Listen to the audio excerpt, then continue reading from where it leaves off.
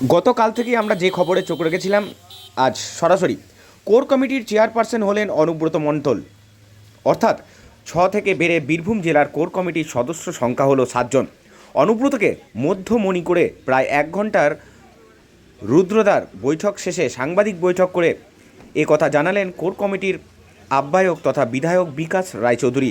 কাজল শেখকে পাশে বসিয়ে কেষ্ট কাজল দ্বন্দ্বের জবনিকা হলো, বললেন আহ্বায়ক। এবার থেকে প্রত্যেক কোর কমিটির বৈঠকে চেয়ারপারসন থাকবেন অনুব্রত, এমনটাই সিদ্ধান্ত হয়েছে। একসঙ্গে চলার বার্তাও দিয়েছেন কেষ্ট কাজল। কি বলছেন কোর কমিটির আহ্বায়ক তথা বিধায়ক বিকাশ রায়চৌধুরী, সরাসরি কি বলছেন শোনাবো।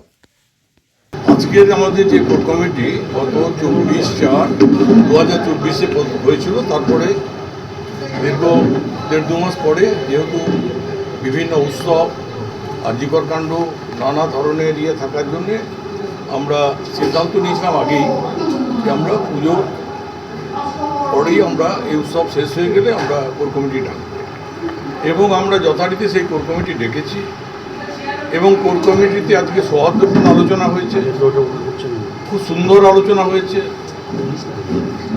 কোর কমিটির যারা সদস্য আছেন তারা নিজ নিজ মত প্রকাশ করেছেন, এবং সেখানে আগামী দিনে আমরা এই ধান কাটা বা এই পার্বণগুলো শেষ হয়ে গেলেই আবার জেলায় জানিয়ে দেব। প্রতিটি কোর কমিটি যে যেখানে যে দায়িত্ব আছে সেই দায়িত্ব পালন করবে। এবং কলকাতায় দিদি নেত্রী, মহান নেতা, আমাদের সকলের নেত্রী, আমাদের মুখ্যমন্ত্রী, আমাদের দলের চেয়ারপারসন, তিনি যেভাবে নির্দেশ দিয়েছেন সেই নির্দেশ মতো আমরা কাজ করছি এবং আগামী দিনে কাজ করব। সিদ্ধান্ত কি নিলেন দাদা? সিদ্ধান্ত আগামী দিনে সংগঠনকে মজবুত করা, এবং যেভাবে কাজল অনুব্রত এই যে গান হচ্ছিল তার জবনিকা হলো, কোনো দ্বন্দ্বদের মধ্যে ছিল না এবং প্রচারটা বেশি হয়েছে। আজকে সেটা প্রমাণ হয়ে গেল। আমরা সবাই একটা জায়গায় আছি, এক ছাতার তলায় আছি। আমাদের নেত্রী মমতা ব্যানার্জি, নেতা অভিষেক ব্যানার্জি, আর জেলায় আমরা সবাই ইউনাইটেড, অনুব্রত মণ্ডল সহ। অনুব্রত মণ্ডলকে নিয়ে আমরা সবাই একসাথে লড়াই করব এবং জেলাকে আরও মজবুত করব। গতকাল বিকেল 3:30 অনুব্রত মণ্ডলকে মধ্যমণি করে শুরু হলো তৃণমূলের কোর কমিটির বৈঠক। প্রায় 1 ঘন্টা রুদ্ধদ্বার বৈঠক শেষে সাংবাদিকদের মুখোমুখি হন কোর কমিটির আহ্বায়ক বিকাশ রায়চৌধুরী। কি বললেন সরাসরি শোনালাম আপনাদেরকে। তিনি জানান কোর কমিটির চেয়ারপারসন হলেন অনুব্রত মণ্ডল। অর্থাৎ এদিন কোর কমিটিতে 6 সদস্যের ছিলেন, সেই সংখ্যা বেড়ে হলো 7 জন।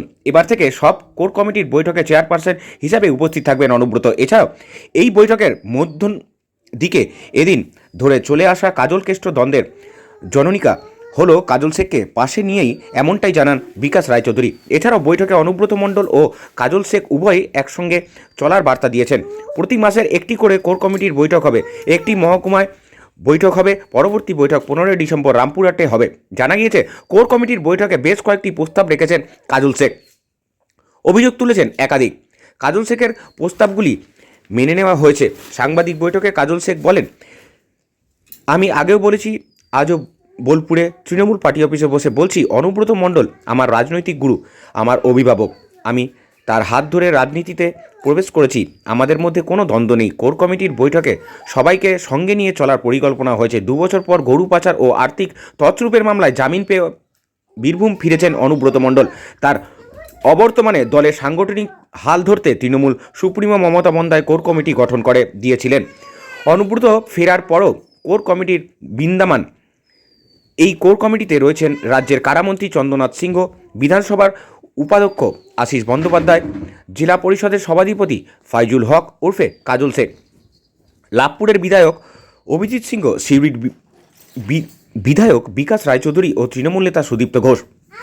2 মাস কোর কমিটির কোনো বৈঠক হয়নি বলে সোচ্চার হয়েছিলেন অনুব্রত যুদুদান হিসাবে পরিচিত কাজল শেখ। তারপরেই দেখা গেল দলনেত্রী মমতা বন্দ্যোপাধ্যায় কোর কমিটির বৈঠক ডাকার নির্দেশ দেন। সেই বৈঠকে অনুব্রত মণ্ডলকে নিয়ে করতে হবে এমনই নির্দেশ দেন নেত্রী। ফলে অনুব্রত প্রত্যাবর্তনে এই প্রথম কোর কমিটির বৈঠক।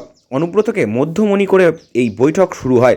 তাই বৈঠক ঘিরে টান টান উত্তেজনা দলের অন্দরে। বিকাশ রায়চৌধুরী বলেন, অনুব্রত মণ্ডল কোর কমিটির চেয়ারপারসন, কোর কমিটির সদস্য তাকে নিয়ে 7 জন। অনুব্রত মণ্ডলকে সবাইকে নিয়ে চলার বার্তা দিয়েছেন।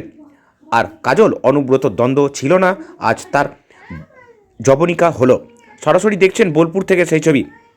বীরভূম বোলপুর থেকে যিশু পরামানিকের রিপোর্ট, ডেলি নিউজ বোলপুর। পরবর্তী খবরের জন্য চোখ রাখুন ডেলি নিউজের পর্দায়।